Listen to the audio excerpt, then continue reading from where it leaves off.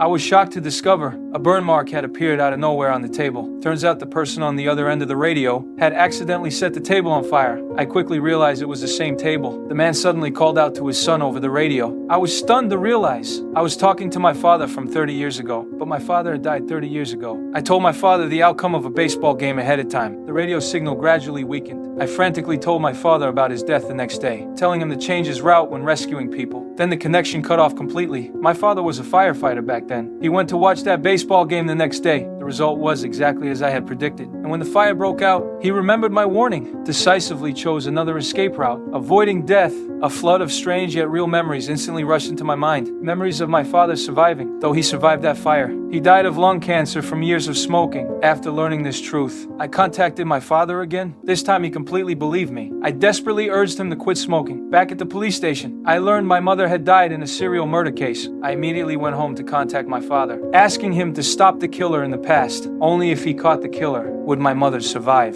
Fortunately, I had the case files and told my father where to set up an ambush. But the killer sensed my father's presence, knocked him out during the ambush, and stole his police badge. My father immediately contacted me when he woke up. I figured the killer must have left fingerprints on the wallet, so I had my father seal it up and hide it under the wooden floorboards. Sure enough, I found it in the present. The police launched an investigation, but the police soon arrested my father. Turns out the killer had left the stolen police badge at the crime scene. The killer even impersonated an officer to get into the interrogation room and pointed a gun at my father. Just then, someone burst through the door. The killer had to put away his gun and leave. My father knew the danger wasn't over. He broke an electrical wire, tied one end to the iron door and the other end to the door handle, then poured water by the entrance. When the killer opened the door again, my father swung the wire decisively. The electric current instantly knocked down the killer. My father seized the chance to escape and contacted me immediately. Just then, both my father and I were attacked by the killer. One was the young killer. The other was the old killer. My father shot and hit the young killer's hand. The old killer's hand disappeared as well. Then a gun appeared out of thin air